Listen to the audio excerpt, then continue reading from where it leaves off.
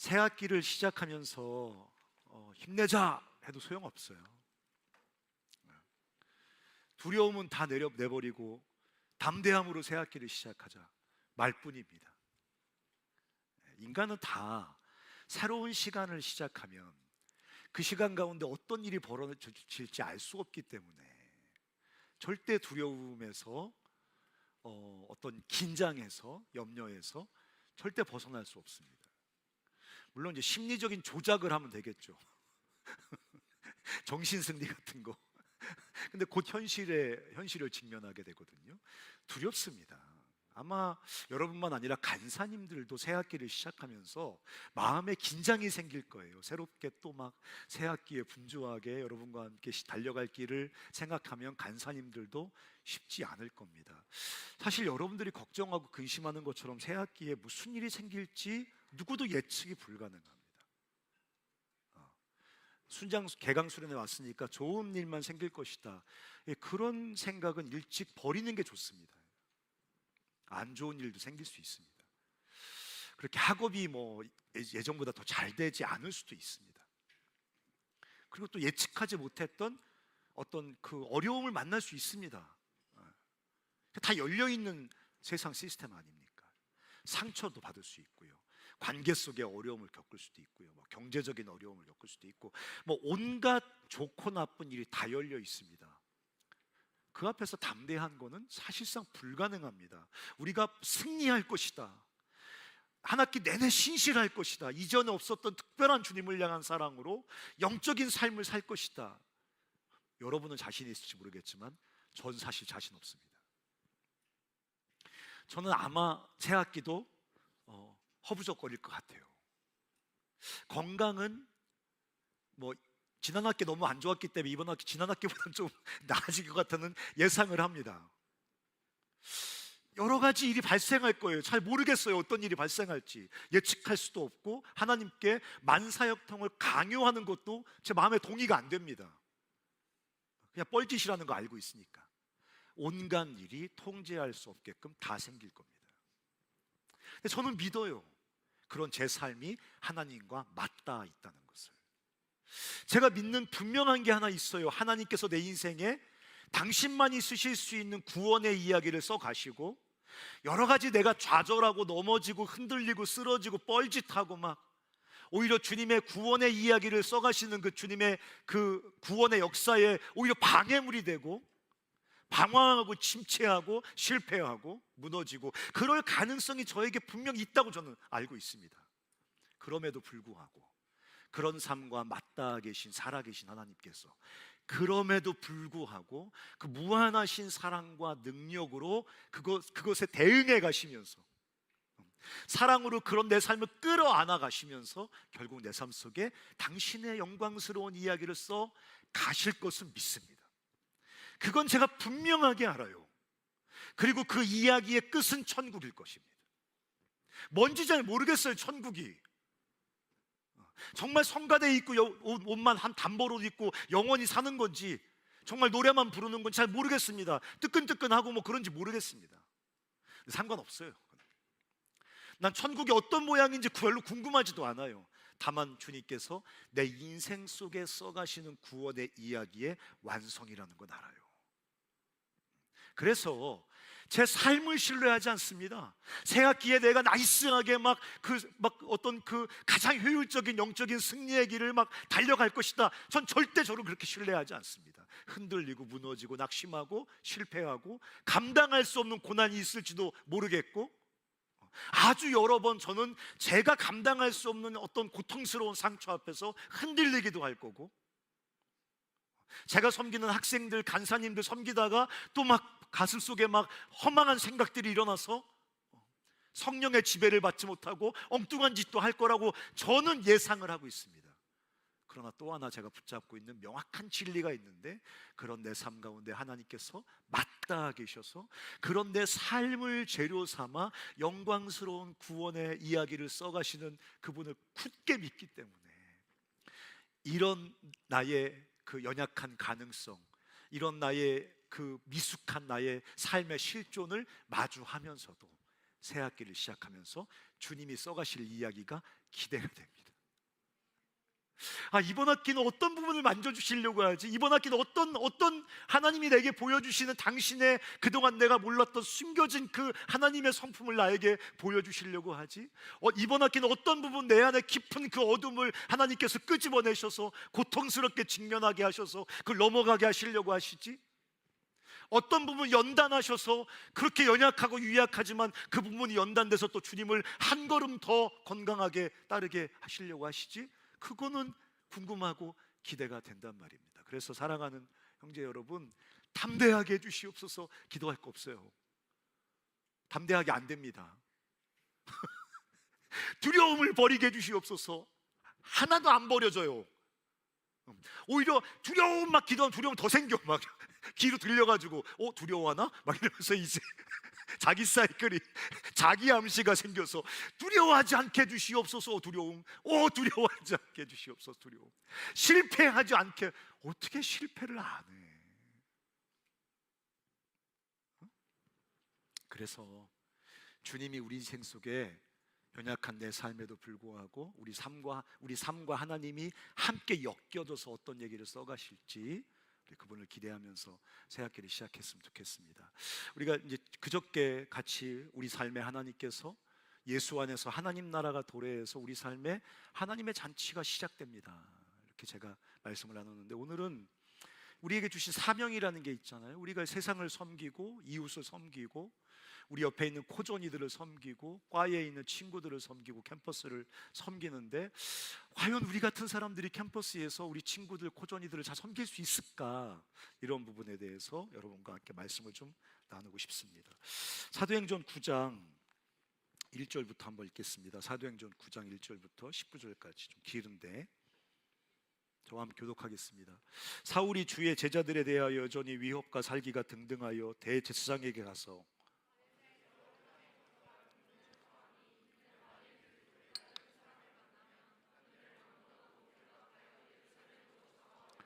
사울이 길을 가다가 다메섹에 가까이 이르더니 호련히 하늘로부터 빛이 그를 둘러 비추는지라.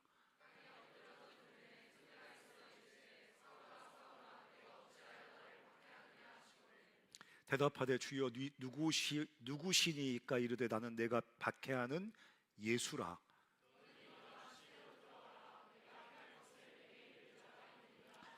같이 가던 사람들은 소리만 듣고 아무것도 보지 못하여 말을 못하고 서 있더라.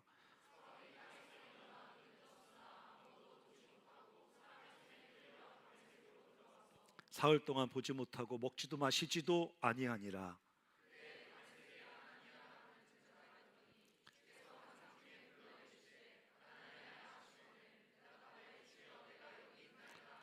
주께서 이르시되 일어나 집가라 하는 거리로 가서 유다의 집에서 5사람 사울이라 하는 사람을 찾으라. 그가 기도하는 중이니라.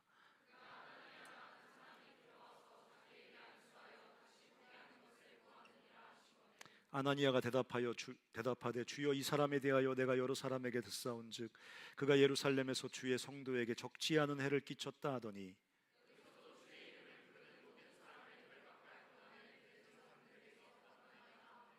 주께서 이르시되 가라. 이 사람은 내 이름을 이방인과 임금들과 이스라엘 자손들에게 전하기 위하여 택한 나의 그릇이라.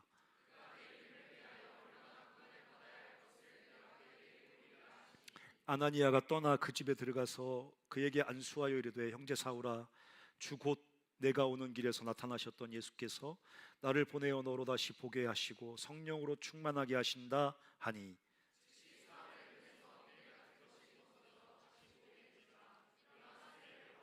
같이 읽겠습니다. 음식을 먹음에 강건하여 지니라. 네, 거기까지만 읽겠습니다. 바울이 어떤 사람인지는 다 아실 겁니다. 사울이란 사람, 회심하기 전에 사울이라고 불렸으니까. 사울은 극렬한 반예수주의자입니다.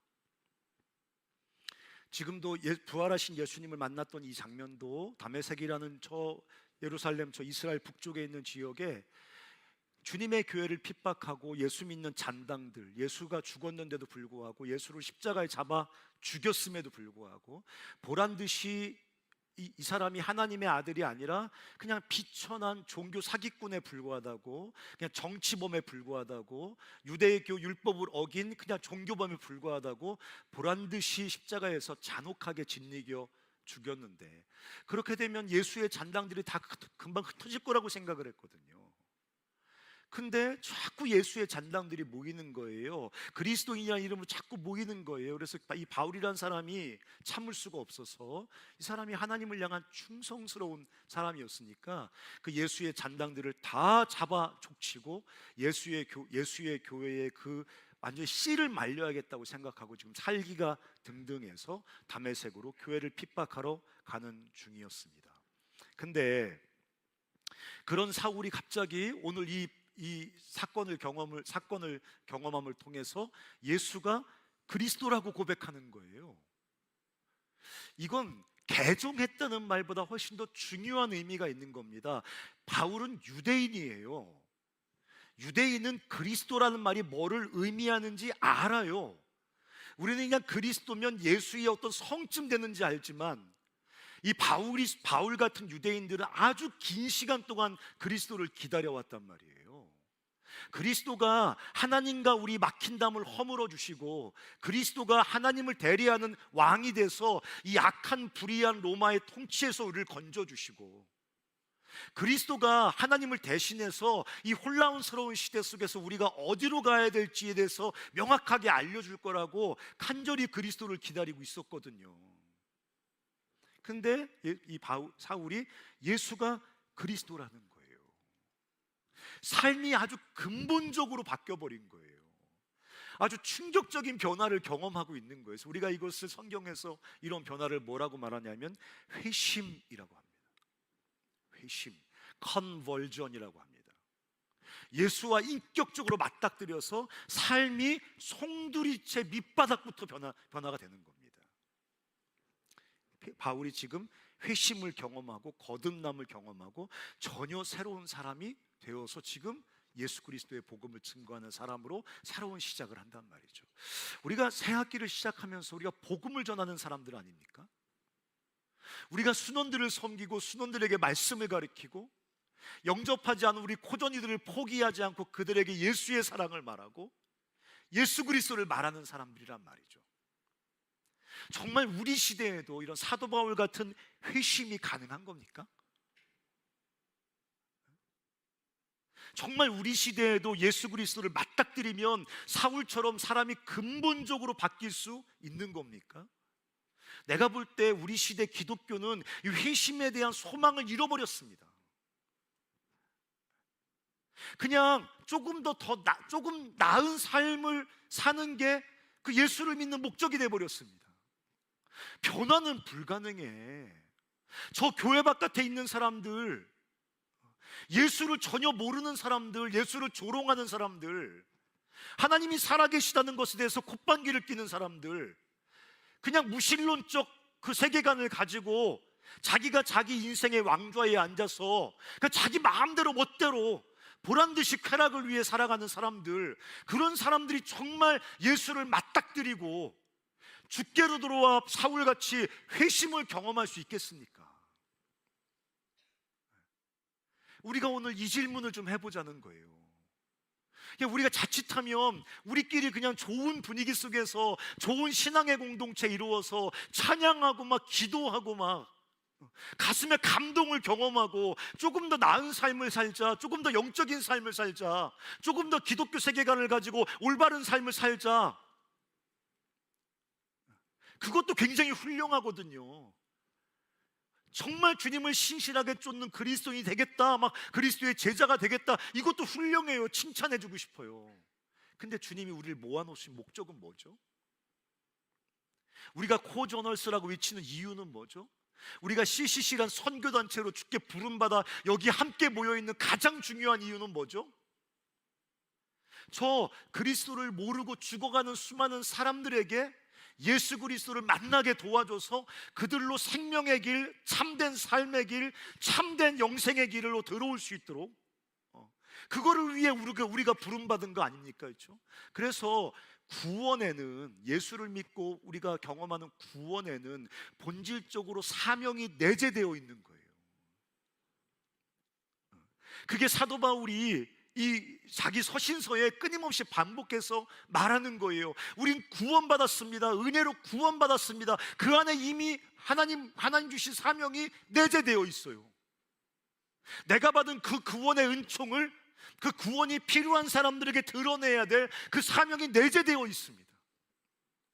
우리가 찬양할 때 얘기했잖아요. 하나님의 놀라운 사랑. 근데 성경은 뭐라고 말하고 있습니까? 우리가 그 하나님의 놀라운 사랑을 드러내는 백화점에 진열되어 있는 전시품 같다고 말하거든요.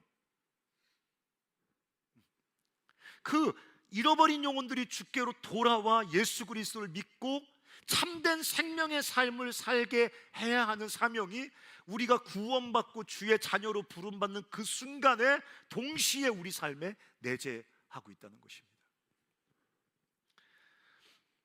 우리가 새 학기를 시작하면서 우리 스스로에게 물어봐야 되는 거예요. 이 복음은 정말 사람을 변화시킵니까? 이 복음은 정말 저 예수 바깥에 절망하고 울며 탄식하며 죽어가는 저 사람의 삶의 답입니까? 저 깨어진 가정 속에서 자기 삶에 어떤 소망도 가지 못한 채 끊임없이 자기를 자학해가면서 자해해가면서 그냥 널브러져 있는 삶을 살고 있는 저 사람에게 예수는 답입니까? 긴 삶의 여정 속에 수많은 불이한 상처 속에서 깨질 대로 깨어진 우리 주변의 수많은 사람들의 삶에 예수는 답입니까 정말? 얼마 전에 인천에서 엄마가 경제적인 문제를 비관해서 딸과 함께 죽었습니다. 자살했습니다.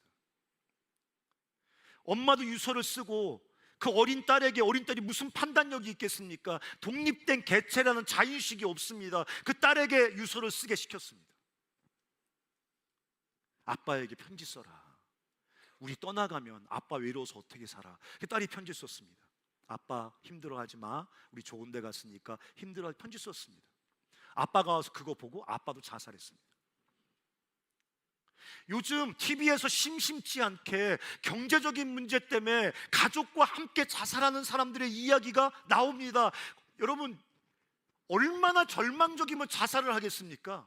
돈이 없어 자살하는 게 아니에요. 그런 환경 속의 삶을 더 이상 살아갈 힘과 소망과 용기를 상실해버린 겁니다. 그렇게 밑바닥까지 추락해 있는 사람들에게 당장 오늘 하루를 더 살 수 없어서 사랑하는 자녀와 함께 생명을 끊어버리는 그 절박한 절망 속으로 추락해 있는 사람들에게 예수는 답입니까? 그런 분들도 예수를 만나면, 예수를 인격적으로 만나면 그분들도 그 절망에서 일어섭니까? 성경에 주 예수를 믿으라 그리하면 너와 너의 가정이 구원을 받을 것이다. 예수 믿으면 모든 사람이 구원을 받을 것이라는 이 하나님의 담대한 선언 앞에서 우리가 스스로 우리 자신에게 물어봐야 돼요. 이 복음은, 이 예수의 복음은 정말 모든 사람을 구원할 수 있습니까? 오늘 제가 그 얘기를 조금 하려고 합니다. 그렇지 않으면 저는 당장 간사를 그만둘 것 같아요. 내가 선포하는 이 복음이, 내가 오늘도 지금 나 여러분들에게 복음을 선포한다고 생각하거든요. 물론 설교하지만 나는 복음을 선포한다고 생각해요. 이 복음이 여러분의 절망을 깨뜨릴 거라고 생각해요. 내가 선포하는 이 예수 그리스도의 복음이 오랜 시간 여러분을 짓누르고 있던 그 절망의 습관을 깨뜨린다고 생각해요. 나는 이 죄와 중독에서 벗어날 수 없다는 여러분의 그 절망의 결박이 복음이 선포될 때 깨진다고 생각해요. 복음이 선포되고 기도할 때 살아계신 하나님을 인격적으로 만나면 거기에 즉시 구원이 임하고 주원이 작동한다고 저는 믿는 사람이에요. 그래서 복음을 전하는 거예요. 그래서 복음을 설교하는 겁니다. 여러분은 설교자는 아니지만 새 학기를 시작하면서 우리가 순원에게 전하는 이 복음이, 우리 코전이에게 우리가 전하려고 하는 이 복음이 캠퍼스에 절망하고 있는, 낙심하고 있는 수많은 사람들에게 우리가 말하려고 하는 이 예수의 복음이 정말 오늘 사도 바울이 경험했던 것처럼 사람들의 삶을 근본적으로 변화시키고 거듭나게 하고 회심케 하느냐. 저는 이걸 믿어요. 왜 그러냐면 부활하셔서 지금 이 사도 바울은 베드로와 함께 예수를 믿은 게 아니에요. 베드로가 예수님 따라다니면서 예수의 사도가 되었을 때 사울은 거기 없었습니다. 근데 누구를 만난 거예요? 어떤 예수님 만난 거예요? 부활하신 예수님 만난 겁니다. 그 바울이 자기 보고 부활의 사도라 그랬어. 부활을 증언하는 사도라 그랬어. 왜? 그 오리지널한 사도들이 약간 깔볼 거 아니야. 아유, 이진이 어디, 이진이 지각생이 어디 와가지고 끼려가지 마, 이럴 거 아니야. 근데 사도 바울은 부활하신 예수님을 만났어요. 부활하신 예수님과 인격적으로 맞닥뜨려서 근본적인 회심을 경험하고 거듭나서 하나님의 사도가 되었단 말이에요. 제가 믿는 게 있어요. 주님은 동일하게 오늘도, 그 부활하신 주님은 오늘도 역사하신다는 거예요. 네. 오늘도 살아서 역사한다는 거예요. 그 바울과 맞닥뜨려 주셨던 주님은 오늘도 이 땅을 살아가는 수많은 사람들, 눈먼 사람들, 죽어있는 사람들, 절망하고 있는 사람들, 아무런 삶의 소망 없이 두 손을 늘어뜨리고 죽음을 생각하는 사람들, 그런 사람들 사도 바울만 만나주는 게 아니라 그런 사람들 찾아가 주셔서 맞닥뜨려 주시고 그런 사람들의 삶에 근본적인 변화를 일으킨다는 것입니다. 제가 주님이 오늘도 어떻게 변함없이 역사하시는지 세 가지만 얘기할게요. 첫 번째, 주님은 오늘도 빛을 비추어 주십니다. 따라서 해보세요. 주님은 빛을 비추어 주십니다.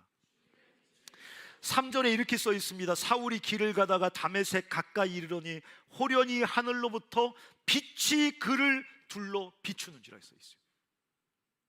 하늘로부터 빛이 내려왔어요. 그것도 호련히, 갑자기, 전혀 예상하지 못했어요. 바울은 지금 교회를 두드러 부시러 가는 중이에요.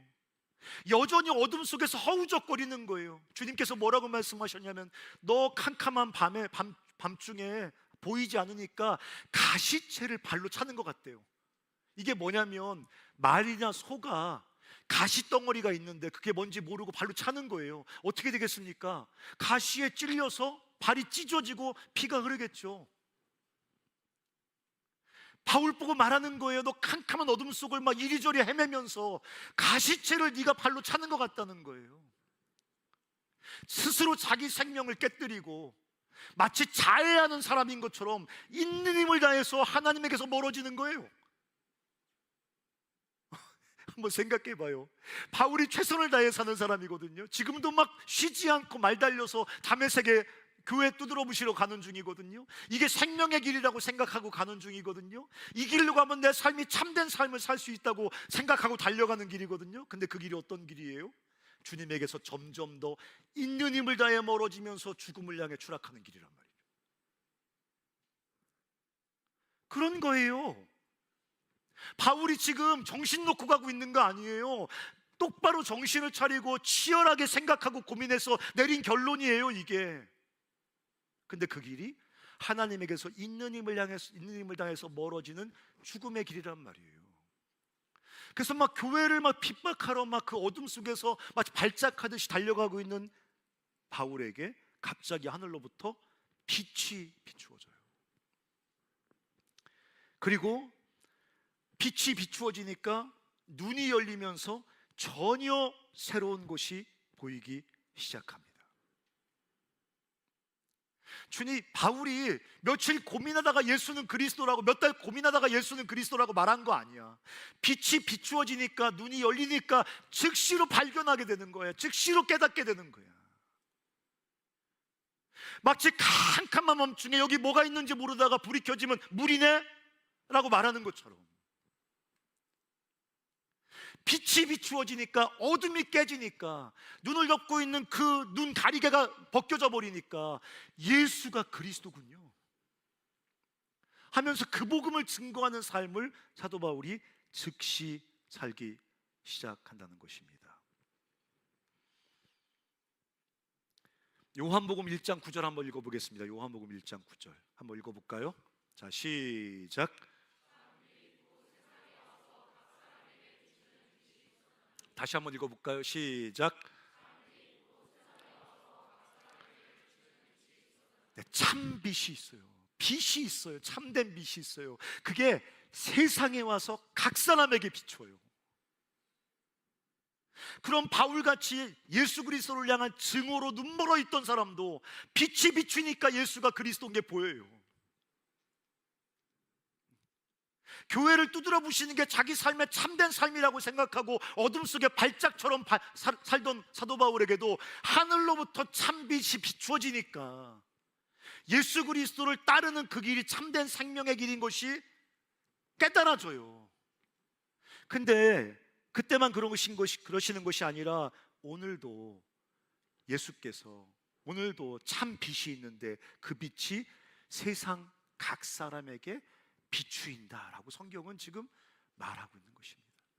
우리가 복음을 전할 때 우리 복음 전도에 설득돼서 사람들이 믿는 게 아니에요. 내가 순원에게 말씀을 가르칠 때 우리 순자님이 탁월하게 말씀을 가르치니까 그 논리에 설득돼서 예수를 믿고 예수를 따르는 게 아니에요. 우리가 복음을 전할 때 하늘로부터 호련히 빛이 비추어져요. 우리가 순원들을 말씀으로 섬길 때, 우리가 고전이들에게 사랑으로 예수 그리스도의 복음을 나눌 때, 우리가 예수의 통로가 돼서 겸손한 섬김으로 우리 고전이들을 섬길 때 하늘로부터 호련히 빛이 비추어진다고. 그러면 예수가 그리스도인 게 보여지는 거예요. 그리스도를 따라 마땅히 살아야 될 참된 생명의 길이 보여지는 거예요. 절망에 빠져있던 사람들, 사면이 막혀 있습니다, 내 인생 끝났습니다, 죽는 거나 매한배입니다 하고 죽음을 생각하는 사람들에게 빛이 비추어지면 예수 그리스도가 열어주시는 생명의 길이 보인다고. 생명의 길이 보인다고. 죄송하지만 제 간증 잠깐 할게요. 내가 늘 얘기했던 거지만 저는 군대에서 예수 믿었습니다. 뭐 남들처럼 이렇게 아주 고통스러운 삶을 살았던 건 아니지만 왠지 모르게 저는 저 자신에 대해서 지독한 절망감을 가지고 살았어요. 수치감을 가지고 살았어요. 제가 말했잖아요. 선생님들이 가끔 심심하면 들어오셔서 수업 안 하시고 얘들아 미래에 대해서 한번 써보라고 말하시거든요. 노트에 꺼내가지고 네 미래를 한번 꿈꾸며 써봐. 그럼 정말 그 시간에 욕이 나왔습니다. 왜냐하면 미래를 생각하는 게 너무 싫었거든요. 이렇게 쓰레기통 오물 같은 내 인생, 이렇게 쓰레기통 같은 환경 속에서 큰 내 인생, 미래? 조금만 생각해보면 금방 답을 쓸 수 있을 것 같아요. 더 천박하고 수치스러운 인생이 돼 있겠죠. 내 살아온 히스토리가 있는데, 내 인격의 요소들이 있는데, 내 상황이라는 게 있는데, 내 인격, 상황 뭐 이런 거 합치면 답은 뻔하게 나오는 거 아닙니까? 그런 거 너무 생각하기 싫어하고 그 지독한 절망 속에 갇혀서 삶을 살고 있을 때 군에서 제가 로마서 기도원 옆에 장로님들 나눠주신 로마서 8장 말씀이 있는데 그 새벽 4시쯤 됐으니까 내무반에 불 켜면 안 되니까 제 개인 스탠드 꺼내놓고 이불 속에서 몰래 로마서 8장 읽고 있었단 말이에요. 무슨 신비한 체험하고 바울처럼 무슨 하늘에서 빛이 내려온 건 아니지만 제 영혼에 하나님께서 빛을 비추어 주셨어요. 저는 로마서 8장 말씀 읽다가 즉시로 깨달았어요. 하나님이 정말 나를 사랑하시는구나. 근데 내가 말하고 싶은 그게 아니에요. 하늘에서 빛이 비추어 오니까 하나님의 사랑만 깨달아지는 게 아니라 내 인생을 새롭게 보게 돼요. 난 답이 없다고 생각했어요. 갈 길이 없다고 생각했어요. 사면이 막혀있는 그냥 오물 같은 인생이라고 생각했어요. 사실은 예수를 만나기 전에 뭐 이렇게 다른 사람에게 친절을 베푸고 선을 행하고 이러면 살지 않았어요. 동네 개쓰레기처럼 살아왔단 말이에요. 근데 빛이 비추어지니까 하나님의 사랑만 보이는 게 아니라 내 삶을 향한 하나님의 계획이 보여요. 뭔지는 잘 모르겠어요. 무슨 뭐 목회자가 되고 이런 얘기가 아니에요. 그냥 그 빛이 비추어지는 순간 내가 살아갈 길이 보여요. 소망이 보여요. 나같이 가능성 없어 보이는 인생도 하나님께서 뭔가 아름다운 생명의 이야기를 쓰실 거라는 내 삶이 새롭게 보이기 시작한다는 말이에요. 사실은 세상에 사는 수많은 사람들이 암담한 절망 속에 살아갑니다. 그건 말할 수 없는 거예요. 절망을 말하면 더 지독한 절망이 오거든요. 나 혼자 절망하는 거 그냥 견딜만 해요. 집에 가서 혼자 울면 되니까. 근데 남들에게, 내 옆에 있는 친구에게 절망을 말하는 순간 그건 정말 참을 수 없어요. 그건 무너지게 되거든요. 내 절망이 객관적인 게 되잖아요. 나는 수많은 사람들이 암담한 절망 속에 산다고 생각해요. 하루하루 버틴다고 생각합니다. 어떤 삶의 소망을 갖고 살아가는 게 아니라 죽을 수가 없어요. 그건 더 지독한 고통이니까, 두려우니까. 삶을 끊는다는 것은 삶 이후의 미지에 대한 본능적인 공포가 있기 때문에 그건 아무나 할 수 있는 게 아니에요. 정말 참혹한 절망에서 오늘 하루 숨 쉬는 게 너무 지독한 고통일 때 생명을 끊는 거란 말이에요. 근데 보통 사람들은 그럴 수 없어요. 그 견딜 수 없는 그 고통의 절망에 짓눌려 살아가지만 죽을 수는 없어요. 죽음의 공포를 직면할 용기는 없어요. 사는 거예요. 절망을 먹고 마시며 사는 거예요. 절망을 호흡하며 사는 거예요. 오늘도 절망이고 사실 내일도 절망인 거 압니다. 뭐 진급 이런 거 염두에 두고 그거를 가짜 소망처럼 붙들고 살아요. 그거라도 붙들고 살아야 그래도 살 수 있거든요. 차 바꾸는 거, 재산 늙히는 거, 집 늙히는 거, 그런 거라도 있어야 그 뒤에 있는 궁극적 내 삶을 덮고 있는 절망을, 시야를 가릴 수 있어요. 근데 다 알아요. 절망이에요. 근데 그 절망은 어둠이거든요. 왜 절망해요? 보이지 않거든요. 살 길이 보이지 않아요. 헤쳐나갈 삶의 길이 보이지 않아요. 어떻게 살아야 될지 길이 보이지 않아요. 이 지독한 고난에서 어떻게 살아야 삶의 이유와 목적이 여전히 존재하는지, 이 실패 속에서 왜 살아야 되는지 삶의 의미와 이유가 보이지 않아요. 어떻게 살아요? 어떻게 살아요? 근데 하늘로부터 호련히 빛이 비추어져요. 그럼 보여요. 안 보이던 게 보여요. 내 삶의 가치가 보여요. 삶의 이유가 보입니다. 삶의 목적이 보입니다. 오늘 이 지독한 고통과 실패 속에서도 오늘 또 하루 살아갈 만한 의미와 목적이 보여요. 그래서 예수를 전하는 거예요. 예수가 아니면 어디서 빛이 옵니까? 예수만이 요한복음 1장의 참빛이라는 거예요. 누가 빛을 비춰줄 수 있습니까? 사도 바울이 그 하늘로부터 호련히 비추어온 그 빛 때문에 그 지독한 어둠이 깨지고 예수 그리스도를 따라서 참된 생명의 길을 걸어가기 시작하잖아요. 그렇게 가시채나 지발로 차면서 피 흘리던 한 인생이 빛이 비추어져서 예수 만나고 그분 따라가는 생명의 길을 들어오기 시작하니까 어떻게 바뀌었습니까? 전 세계에 그리스도의 복음을 전하고 수많은 사람들에게 그 빛을 증언하는 하나님의 사람의 이야기가 그 사람의 삶에 쓰여지잖아.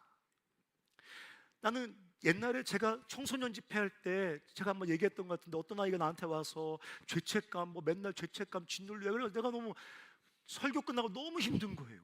지치고 막 너무 피곤한데 와서 애가 와가지고 말도 이상하게 하고 이 자식이 그래서 주께 다 용서해 주셨어. 할렐루야 아멘. 가고 이제 왔단 말이에요. 제가 얘기했잖아요, 간 사람들한테. 제가 나중에 들었어요, 그 아이 이야기를. 다시는 그 아이에게 그리스도의 복음을 전할 수 없는 상황이 돼버렸어요.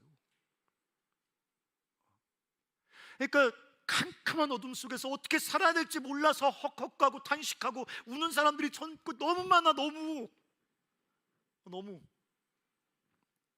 근데 주께서 오늘도 빛을 비추어 주신다니까. 빛을 비추어 주시니까. 내 태신자가, 내 순원이, 내 고전이가 안 믿고 어둠 속에서 막 바울처럼 막 강팍한 삶을 살고 지 스스로 생명의 근원이신 하나님에게서 있는 힘을 다해서 반대쪽으로 달려가면서 스스로 자기 삶을 망가뜨리고, 도대체 변할 수가 있는 건지, 도대체 이 인간이 참된 생명의 길을 발견하고 주 앞에 돌아올 수 있는 건지, 이 죽음의 길에서 돌이킬 수 있는 건지 불가능해 보이지만 오늘 성경이 말하는 중요한 약속이 뭡니까? 하늘로부터 호련히 참빛이 비추어진다는 거예요. 오늘도 또 하나 있어요.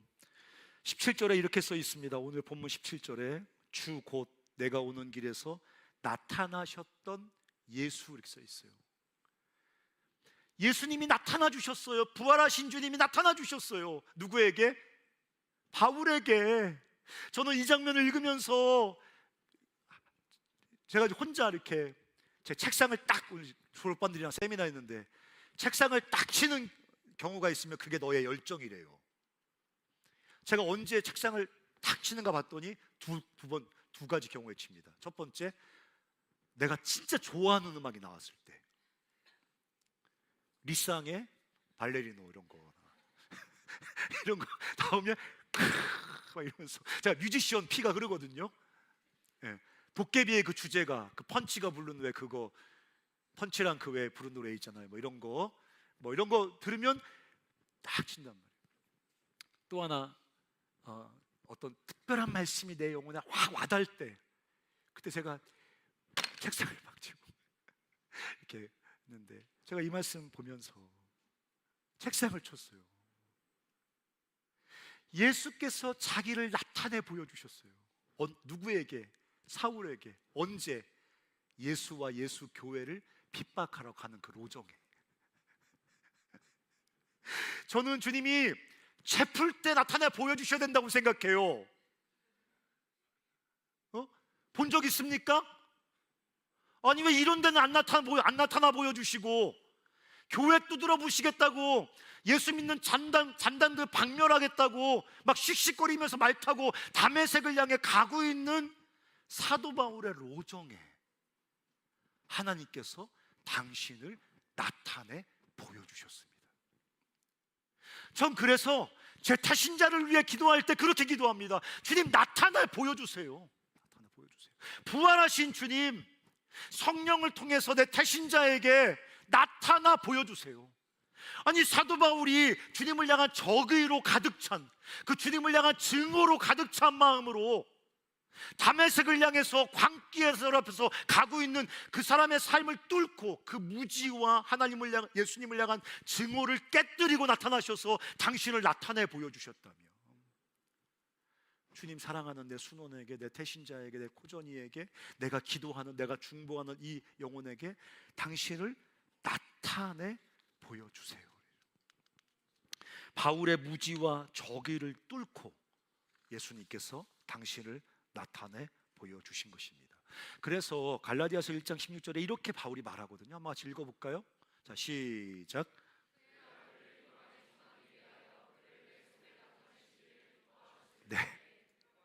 네, 바울의 간증이에요. 바울이 간증하는 거예요. 예수님께서 나에게 당신을 나타내 보여주시기를 어떻게 하셨어요? 기뻐하셨어요. 간절히 기도하면 등이나 봐라 이렇게 하시는 게 아니에요. 간절히 기도하면 냄새나 맡아라 이런 게 아니에요. 사도 바울은 간절히 기도하지도 않았어요. 하나님을 끌어당길 만한, 하나님을 출현시킬 만한 어떤 영적인 매력을 가지고 주님을 끌어당긴 거 아니에요. 근데 주님이 그런 사도 바울의 적의와 불신과 무지로 갇혀있는 그것을 뚫고 당신을 나타내 보여주시기를 기뻐하셨어요. 나는 주님이 우리 시대에도 나타나 보여주시기를 기뻐하세요. 주님이 그리스도시군요. 이걸 너무 좋아하세요. 우리가 부르는 어떤 찬양보다 주님이시군요. 이거는 가장 영광스러운 주님을 향한 찬양이에요. 주님이셨군요. 주님이시군요. 나타나 보여주시니까 바울이 그 무지와 불신과 적의를 깨뜨리고 일어나서 주님이시군요 그러잖아요.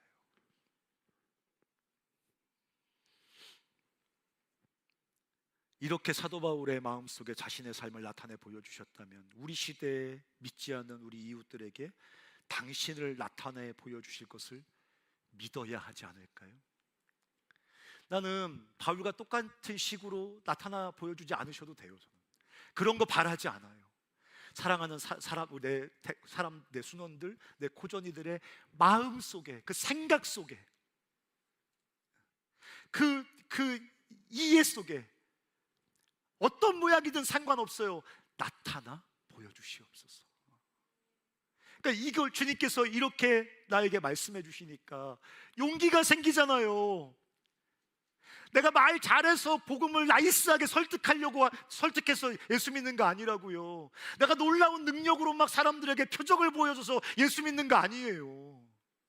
우리가 섬기고 사랑하고 복음을 증거하고 순원들을 섬기고 사랑할 때 예수 그리스도께서 스스로 기쁨으로 나타나 보여주세요. 제가 자식에 대한 늘 이렇게 실패감이 있어요. 우리 애들이 유튜브 보거든요. 우리 딸내미는 우리나라에 설교자가 저밖에 없다고 생각을 하기 때문에 항상 그걸 듣고 아빠 격려하느라고 또 직간에 문자를 보내요. 아빠 오늘 지구촌 교회 가서 설교 들었는데 아빠 설교가 더 좋았어. 그러면서 이제 내가 지구촌 교회 목사님 알거든요. 네. 제가 그 설교 들으면서 오 주여 은혜 받는데 딸내미가 상당히 오랫동안 교회를 안 나갔어요. 그 막 우울증에 깊이 막 이렇게 짓눌려서 하나님의 존재를 막 부정하고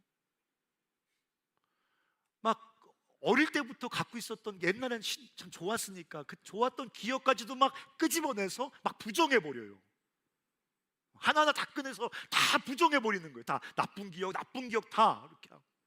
그리고 아주 깊은 절망 속에 들어가서 전혀 영적인 어프로치를 전혀 하지 않아요.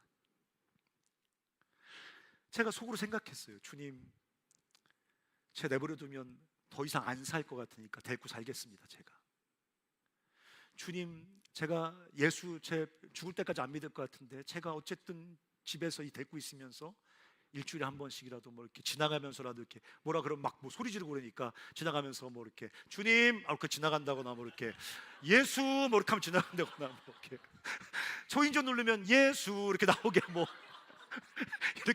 이렇게 어떻게든 뭐 해보겠습니다. 근데 주님 정말 저는 제가 볼 때는 안 믿을 것 같습니다. 저 먼지 하나 파고 들어갈 수 없을 만큼 지독한 절망으로 가득 찬 사랑하는 딸의 저 방에 어떻게 예수 그리스도가 들어갈 수 있겠습니까? 이게 막 너무너무 제 마음속에 막 절망감이 생기고 그래서 기도하죠. 주여 도와주십시오라고 하지만 믿음이 생기지 않아요. 가능성이 2천인 것 같아요. 0. 마이너스 2천. 어느 날 이 아이가 주님께서 이 아이의 마음속에 나타나 보여주셨어요. 아이고, 그래서 그 진짜 부활하신 주님이 오늘 우리 시대에도 나타나 보여주시는구나. 제가 기도책 보내주면 아침 저녁으로 읽으면서 기도해요. 아빠 오랫동안 기도를 못 해가지고 어떻게 해야 될지 모른다 해서 아침 저녁으로 제가 쓴 기도책 같이 보는 기도책 보내주면 아침에 읽으면서 기도하고 저녁 때 읽으면서 기도하고 제 그 유튜브 그 쇼츠 보면서 그 말씀 듣고 이러면서 이제 물론 그러다 가끔 쉬기도 하고 뭐 이렇게 하는데 우리 시대에도 주님이 당신을 나타내 보여주시는구나. 우리 가족도 있잖아요. 엄마 아빠 있잖아요. 내 사랑하는 친구 있잖아요. 나타내 보여주세요. 제가 오늘 뭐 개강 수련회니까 제가 좀 편하게 얘기하면 제가 잊을 수 없는 친구가 하나 있어요.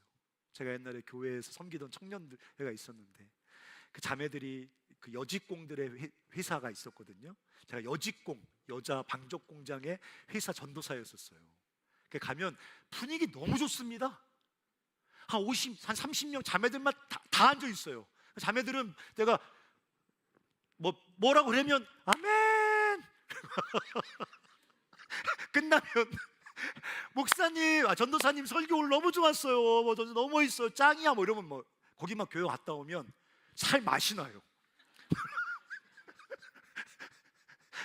충대 담당가서 할 텐데 그리고 충대 오면 시커먼 애들이 막 교련복 바지 같은 거 입고 막 야전 상의 같은 거 입고 인사도 안 하고 막 이러니까 이제 월요일부터 금요일까지 학교에서 쏟아붓고 주일날 교회가 자매들이랑 아멘 이러면서 함께 힘을 얻고 들어갔는데 거기 한 남자애가 그 청년회 시작하고 최초의 남자애가 전도돼서 왔습니다.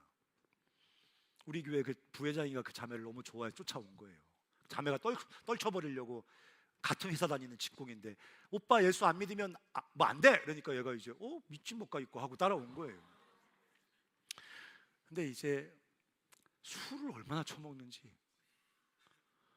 그러니까 자매들이 막 담배도 피고 하니까 막 그쳐오면 막 이렇게 하고 찬양하고 주 예수 그리스도 막 찬양을 하니까 이제 아무도 걔 옆에 안 앉을래. 그러니까 내 옆에 꼬가 잡는 거예요. 내 옆에 꼭. 나도 남자고 이제 나는 뭐라고 안 그러니까 목 보니까 내 옆에 꼭 앉아서 1시간 내내 졸다가 마지막 축도할 때, 기도할 때 깨고 뭐 이런 애였거든요. 그러고 가고. 근데 이제 중간에 자다가 트림을 한 번씩 합니다. 트림을. 그럼 제가 얘 어제 뭐 먹은 다 알 수 있어요. 안주를. 막걸리에 파전 쳐먹었구나, 뭐 이제 이런 거 다, 김치찌개, 뭐 곱창찌개, 무슨 소주 쳐먹었구나, 다 알 수 있어요. 한번 꺽 하면 다 우리에게 간증합니다. 막걸리에 소주 뭐 이러면서 이제 그러니까 자매들이 질색을 해요. 아주 그 회장 자매가 나한테 와서 나 그 오빠 나오면 교회 안 나온다 막 이렇게 말할 정도로 자매들이 아주 질색팔색을 합니다. 저도 이제 가끔 기도할 때, 설교할 때 이제 자매들은 어차피 어떻게 설교 나올 사람이니까 형제 들으라고, 나오지 말라고, 주의 진노 막 이러면 이제 막 주의 씨앗대기 막 이런 거 설교해서 이제 듣고 겁나서 나오지 말라고 이제 해도 어차피 조는데 뭐 안 들으니까 계속 나오는 거예요. 어느 날, 그날도 이제 와서 잘 주무시길래 이제 자식 잘 자네 하고 있는데 마지막 기도를 하는데 깜짝 놀랐어요. 술 냄새가 안 나는 거예요. 네, 처음에 걱정이 됐습니다. 간암에 걸렸나 뭐 여러 가지 이제 한 번도 그런 적이 없으니까 뭐 나중에 이제 끝나고 물어봤죠. 제가 술 냄새가 안 난다, 어디 아프냐, 속이 안 좋은 거냐 했더니 전도사님 제가 술을 끊은 지 한 일주일 됐습니다. 끊으려고 합니다. 그래서 어디 아파? 그랬더니 아픈 게 아니라 한 3개월, 4개월쯤 다닌 것 같은데 주님이 계신 것 같습니다. 모르는 거예요. 잘 모르겠지만 믿어지는 것 같습니다. 말을 잘 못해요. 아주 어눌하고. 그러니까 표현을 잘 못해요. 그러니까 뭐 계신 것 같습니다. 믿어지는 것 같습니다. 뭔가 이상합니다. 뭐 이런 얘기를 이제 한참 했어요. 제가 이제 잘 가라. 신앙생활 잘했습니다. 잘하고 그 이제 대농이라는 회사였는데 그 회사가 부도가 나서 저 대구에 있는 방적 공장으로 옮겼어요. 결혼도 했어요. 제가 그 아이 뒷모습을 보면서 저렇게 술에 찌들어서, 들어보니까 시골에서 올라왔는데 중학교 중퇴를 하고 그럼 아무것도 기술도 없고 이렇게 살다가 와서 이제 그렇게 예수님 믿게 된 거예요. 삶이 아주 지글지글 아주 지독한 그 자기 혐오의 어둠 속에 빠져있던 애. 술 안 먹으면 살 수가 없는 거예요. 네.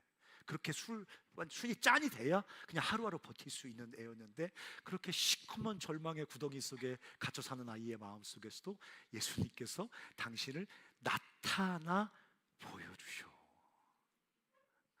그러니까 사도 바울처럼, 사도 바울 스토리와 다르지만 나는 그런 아이들의 그 인생의 그런 깊은 거듭남과 회심의 이야기를 듣고 있으면 정말 가슴이 뜨거워진다는 거예요. 나 그래서 나이가 먹고 여러분처럼 무슨 덮어 갖고 다니면서 복음을 전하지 않지만 제 옆에 어떤 지독한 절망 속에 신음하는 사람이 있어도 말할 수 있을 것 같아요. 예수 믿으세요.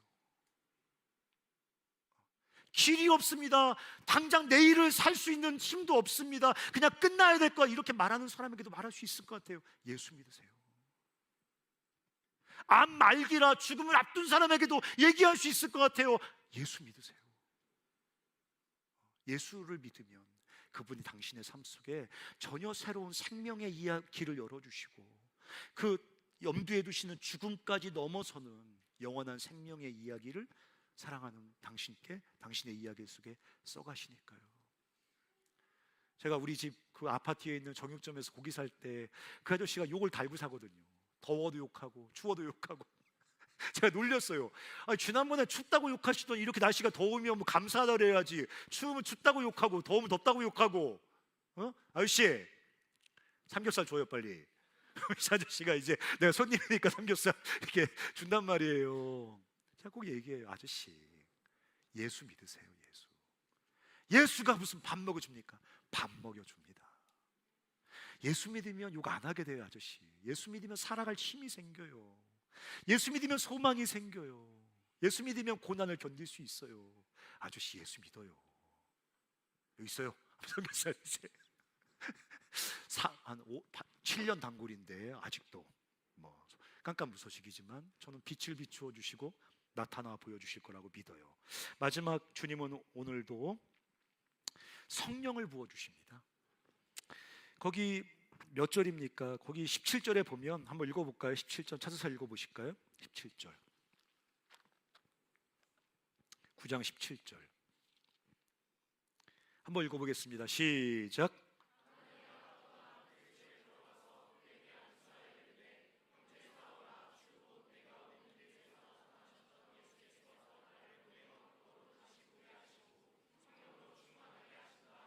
십팔 절도 19절까지 읽어보겠습니다. 시작.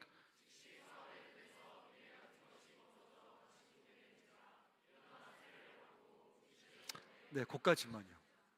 주께서 성령을 부어주세요. 그러니까 그 뭐라고 써 있습니까?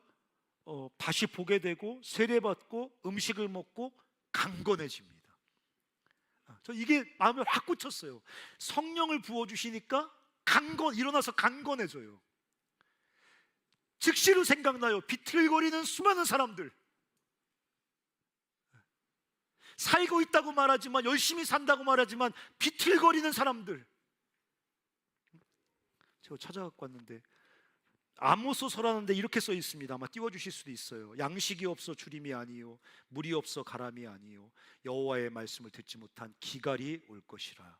그때에는 사람들이 비틀거리며 아름다운 처녀와 남자가 다 갈아여 쓰러지리라. 저는 그 인천의 그 가족 자살한 이야기, 그 딸내미의 그 편지 이렇게 읽으면서 여기 써여 있는 구절처럼 갈아여 쓰러지리라. 사람들이 비틀거리며 갈아여 쓰러지리라. 정치를 보면 화가 나죠. 근데 화가 나다가 불쌍해집니다. 여러분, 그 사람들 많이 배운 사람들입니다. 서울대학 나온 사람들이 반쯤 될 겁니다. 정당의 국회의원이 되고 리더가 된다는 거 엄청난 어떤 자질과 역량을 갖춘 사람들입니다. 환경도 아마 굉장히 좋은 환경 속에서 자란 사람들일 겁니다. 근데 그 사람들의 삶을 여러분 어떻게 보십니까? 저는 갈아여 비틀거리며 쓰러지는 것처럼 보입니다. 저 이스라엘의 그 군대 장관이 자기 부하들에게 명령했습니다. 우리 병사 한 명이 죽을 때마다 팔레스타인 사람 50명을 죽여라 했습니다. 뭐 이스라엘이 나쁜 놈이다, 팔레스타인 나쁜 놈이다 이런 얘기하기 전에 갈아여 비틀거리면서 쓰러지고 있는 겁니다. 온통 세상이 갈아여 비틀거리며 쓰러지고 있단 말이에요. 근데 오늘 이렇게 비틀거리던 사람, 이 사울의 삶 속에 하나님께서 성령을 부어주십니다. 성령은 저 교회에서 기도 많이 하는 권사님이나 받는 거라고 생각을 하거든요. 성령은 저 기도원 같은데, 아니면 뭐 정말 무슨 수도사처럼 그렇게 초경건의 삶을 살아가는 사람들에게나 하나님께서 성령을 부어주신다고 생각하거든요. 근데 성경은 명확하게 얘기해요. 성령은 선물이에요. 성령은 선물이에요. 오늘 바울 같은 사람의 삶에 성령이 불어옵니다. 이 바울 같은 적대자, 불신과 무지에 둘러싸여서 죽음의 길을 질주하던 바울의 인생 속에 성령이 선물로 부어주십니다. 빛을 비추어 주시고 나타나 보여주시고, 사람들에게 하나님께서 성령을 선물로 부어주세요. 저는 우리가 섬기는 아이들에게 하나님께서 성령을 선물로 부어주실 줄 믿습니다. 비틀거리는 아이들, 갈아여 쓰러지는 아이들, 도대체 에스겔 37장에 마른 뼈처럼 어떤 생명의 기운도 없이 날마다 죽음을 답습하며 살아가는 아이들, 그러고 싶은 거 아니에요. 누군들 그렇게 무기력하게 살겠어요? 무기력한 게 얼마나 고통인데요. 무기력한 게 사람들에게 얼마나 절망인데요. 누가 그렇게 살고 싶겠어요? 살아갈 힘이 없는 거예요. 갈아여 쓰러진 거예요. 양식을 못 먹고 쓰러진 거예요. 근데 주님이 뭐라고 약속해 주십니까? 성령을 불어넣어 주시겠다는 거예요. 성령을 선물로 주시겠다는 거예요. 바울에게 성령이 임하니까 일어나 강건하여집니다. 이거 상징일 수도 있잖아요. 참된 삶을 살기 시작합니다. 참된 생명의 길을 걸어가기 시작합니다. 어제도 우울과 무기력에 빠져서 죽음을 답습하다가 일어나서 의미 있고 목적 있는 삶을 살아가기 시작합니다. 이건 나도 증인이에요. 수많은 사람들의 증인이 있습니다. 제가 알고 있는 한 장로님은 토요일 날 꼭 되면 추어탕집 가서 사모님과 권사님과 함께 추어탕 먹는 게 그분의 중요한 가정의 어떤 리프레시 타임이에요. 저는 부부끼리 그러면 안 된다고 생각하는 사람인데 꼭 가서 추어탕 집에서 손 이렇게 꼭 잡고 이렇게 둘이 지그시 바라보면서 추어탕을 먹는 거예요. 뭐 손잡고 먹진 않겠지, 그렇지? 뭐 이렇게 여보 김치 맛있네, 한 숟갈 먹어, 당신도 먹어, 호호호호 뭐 이러면서 이제 둘이 먹는 거예요. 근데 어느 날 이제 그 장로님이 단골집이니까 사장님을 전도했단 말이에요. 예수 믿게 되셨어요, 사장님이. 나중에 간증하는데 사장님이 그러는 거예요. 나는 장로님과 권사님 불륜인 줄 알았습니다. 장로님이 왜요? 그러니까 부부는 그렇게 먹지 않습니다, 이렇게 말하는 거예요. 부부가 보통 오면 잘 쳐다보지 않고 부부가 대화하는 거 아니죠, 식당에서. 그렇죠?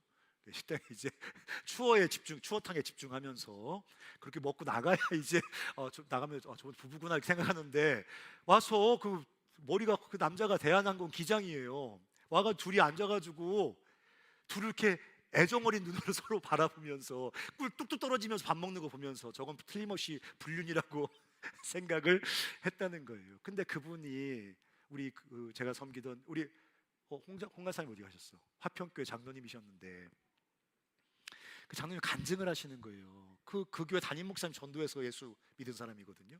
어떻게 예수 믿었냐니까 대한항공 기장하면서 완전히 어깨가 뽕이 여기까지 올라가가지고 아무것도 안 보이는 거예요. 파리 노선을 처음 취항할 때 그분이 첫 취항 비행기를 몰 만큼 대한항공에서도 굉장히 시니어고 인정받는 사람이란 말이에요.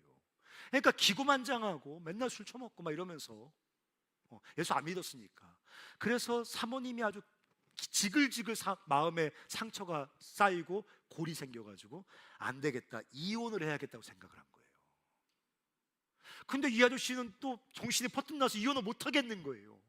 그래서 막 너무 고통스러운 시간을 보내다가 이 담임 목사님이 교회 오란 얘기는 안 하고, 교회는 이제 안 오시니까 가정 모임에, 어떤 가정들 모임하는 그 모임에 초대를 한 거예요. 그래서 교회는 부담스럽지만 부부들끼리 식사하는 모임이라니까 이 장로님 되신 분은 그래 여기 데리고 가면 아내가 좀 마음이 풀릴지도 모른다고 생각해서 아내를 설득하고 막 꼬셔서 거길 데리고 간 겁니다. 가서 권사님이 그 예수 믿기 전에 막 눈물 흘리면서 내 남편이 얼마나 개싸가지인지를 막 얘기하는데 거기 분들이 맞아요, 개쓰레기 많네요 막 이러면서 이제 함께 다 우리 남편도 개쓰레기예요 막 이러면서 이제 하니까 얘기가 통하잖아요. 또 조 권사님이 우리 남편도 옛날에 개쓰레기였는데 막 이렇게 하면서 이제 서로, 그러니까 이 여자분이 그 다음 주 또 가서 얘기하고 싶은 거예요. 너무 쌓이니까. 그렇게 한 주 가다가 그 가정 모임을 통해서 교회에 오게 됐어요. 그래서 예수를 믿고 그 교회 장로님이 되셨어요. 여러분, 갈아여 쓰러져서 그렇게 사랑해서 결혼한 한 사람 아내와 함께 살아가며 살아갈 힘이 없어요. 세 쌍 중에 한 쌍이 이혼한다잖아요. 왜 이혼하는 거예요? 함께 사랑하며 살아갈 힘이 없습니다. 부부로 생명의 길이 어떤 길인지 알아도 그 길을 걸어갈 힘이 없습니다. 그러니까 그렇게 사랑하는 사람과 함께 이룬 가정이 깨지는 거예요. 살아갈 힘이 없거든요. 비틀거리면 다 쓰러지거든요. 근데 그분에게도 거기 무슨 유명한 전도자가 있었어요? 그 예수 믿는 평범한 아줌마 아저씨들 모여서 아이고 우리 남편만큼 개쓰레기 없네 뭐 이러면서 서로 같이 밥 먹고 교제하고 간증하는 그 와중에 주님께서 빛을 비추어 주셨어요. 나타나 보여주셨어요. 그리고 일어나 살 수 있게 서로 용서하고 다시 사랑하는 부부로 살아갈 수 있게 성령으로 힘을 불어넣어 주셨어요. 그래서 그렇게 나는 지금도 그 식당 같은 데 가서 아내와 이렇게 똑바로 쳐다보면서 여보 한 숟갈 먼저 드세요 이런 말 죽었다 깨어나도 못하거든요. 근데 그 장로님 그렇게 완전히 깨졌던 인생이 성령이 불어오니까 일어나서 살아갈 힘이 생긴다. 우리 주변에 있는 사랑하는 친구들, 가라여 비틀거리며 쓰러진 친구들, 오늘 성경에 뭐라고 써 있습니까? 물이 없어 가람이 아니요 양식이 없어 주림이 아니요 여호와의 말씀, 여호와의 복음, 여호와의 사랑, 우리에게 참된 생명의 이야기를 쓰시겠다고 우리에게 선언해 주시는, 우리 삶을 생명의 잔치로 만드시겠다고 선언해 주시는, 그렇게 깨어지고 뭉그러졌지만 너의 삶도 천국의 이야기로 만드시겠다고 선언해 주시는 여호와의 말씀을 듣지 못한 기갈이란 말이에요. 누구도 그렇게 말해주지 않습니다. 직장도 그렇게 말해주지 않습니다. 있는 힘을 위하여 들어갔던 대기업도 그렇게 말해주지 않습니다. 근데 하나님께서 그 복음 말씀을 통해서 우리에게 길을 보여주시면, 빛을 비추어 주시고 나타내 보여주시고 성령을 부어주시면 에스겔 37장 10절처럼 생기가 그들에게 들어가매 그들이 곧 살아나서 일어나 서는데 극히 큰 군대더라. 여기 있는 사람 얘기해서 좀 죄송합니다. 제가 이제 이 설교에는 꼭 이분 간증이 들어가기 때문에. 김미진이라는 자매가 있습니다. 여러분 잘 모르실 겁니다. 아마. 그 자매의 별명이 밥상녀였습니다. 밥상녀. 제가 약간 각색한 거예요. 툭한 밥상 없고 막 흔들고 막 에이 안 먹어 막 이렇게 했을 것 같아요. 인상 보면. 엄마 씨 말하면서 막 이렇게 해요. 똑바로 살아갈 힘이 없는 거거든요. 사랑하며 살아갈 때, 바르게 살아갈 때, 순종하며 살아갈 때, 존경하며 살아갈 때, 신뢰하며 살아갈 때 우리 삶이 진짜 행복하다는 건 바보 등신도 다 압니다. 그렇게 살아갈 힘이 없습니다. 그렇게 살아갈 생기가 없어요. 근데 이 김미지란 자매가 대학에 와서 예수를 믿게 됩니다. 그리고 주께서 성령으로 생기를 불어넣어 주시거든요. 그러니까 이 밥상녀가 대학교 4학년 때 집으로 가정 단기 선교로 가겠다는 거야 나한테. 그게 뭐야 그랬더니 난 밥 사 먹고 막 이랬었는데 나 돈 모아가지고 집에 가서 엄마 아빠 밥 해주면서 엄마 아빠 사랑으로 섬기고 싶다고, 예수 그리스도의 복음을 전하고 싶다고. 그리고 그 엄마 데리고 그 다음 해인가 우리 간사 가족 리트릿에 그 엄마 데리고 왔어요. 거기서 그 가족 리트릿에서 엄마가 나 예수 믿었습니다 이게 간증했으면 얼마나 드라마틱합니까? 난 신실한 부처님의 제자라고 그 신실함을 지키셔서 아직도 제가 기도하면서 이제 주님 빨리 좀 빛을 비추어 주시고 나타내 보여주시고 성령을 불어넣어 주셔서 간증거리 하나 더 생길 수 있게 해달라고 막 기도하고 있는데,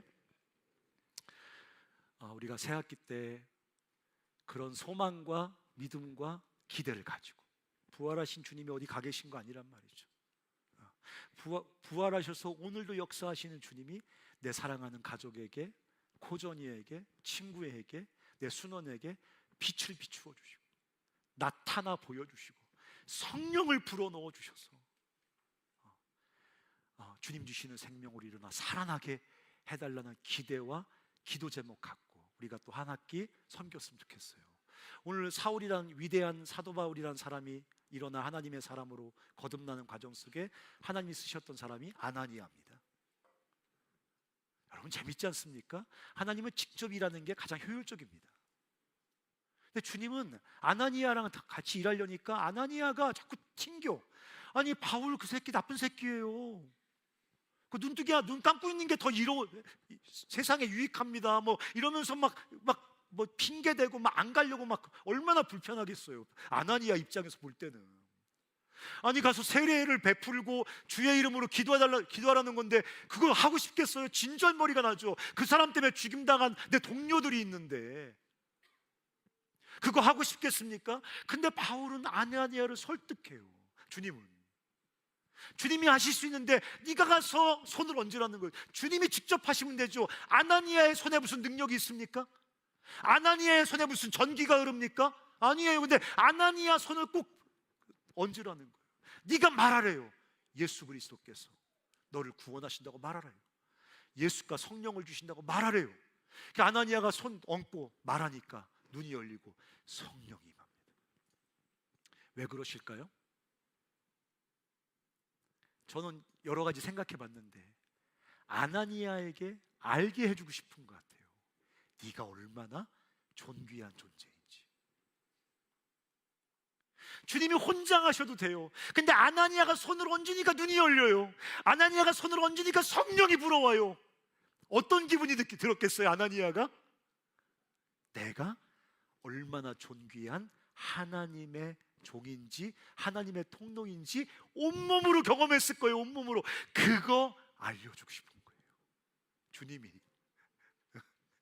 주님이 하시는 게 가장 직접적, 가장 편한데 우리를 통해 하시는 것은 뭐냐면 내가 고유하게 지은 얼마나 소중한 나의 사람인지, 세상을 변화시킬 수 있는 얼마나 존귀한 나의 통로인지 그거 알게 해주시려고 주님이 우리와 함께 하시는 거예요. 또 그걸 보면서 주님도 좋으신 거예요. 그게 좋으신 거예요.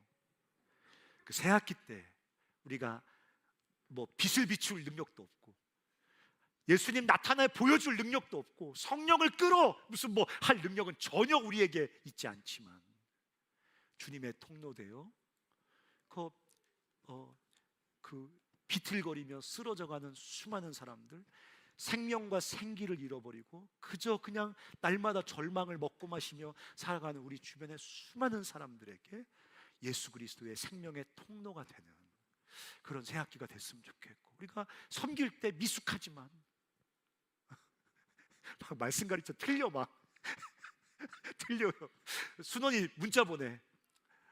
싸가지가 있는 애들은 안 보낼 텐데 싸가지가 없는 애들 문자 보내요. 순자님 오늘 그 2번에 3번 답 그거 아니에요. 그러면서 이제 문자 보내고 표정으로 말해. 더럽게 모르네. 표정으로 말해. 표정으로 말. 이러면서 우리가 미숙하고 참 현찮은 통로이지만 하나님께서 새학기 때 사랑하는 제자들, 우리 고전이들의 삶 속에 당신의 생명을 어떻게 나를 통해 부어주시는지를 믿음으로 기대하고 기도하면서 그 하나님의 통로됨을 경험하는 여러분 되셨으면 좋겠어요. 새학기만 아니라 우리의 평생이 그렇게 하나님의 생명의 통로 되게 해주시옵소서. 교사들 많은 교사 된다며. 교사에서 뭐 할 건데? AI도 나오고 뭐 자가학습법도 나오고 뭐 교사가 뭐 이렇게 필요한데, 근데 그 교사라는 부르심 속에서 하나님의 빛, 하나님의 생명, 하나님의 생기의 통로가 되어서 아이들을 살리는 하나님의 도구가 되는 교사, 간호사도 하나님의 생명의 통로가 되는 간호사, 직장인, 군인, 공무원, 우리가 살아가는 삶의 모든 자리에서 하나님 아버지 나를 통해서 당신의 생명이 흐르게 하여 주시옵소서라고 우리가 함께 기도하면서 우리가 새학기 같이 시작했으면 좋겠습니다.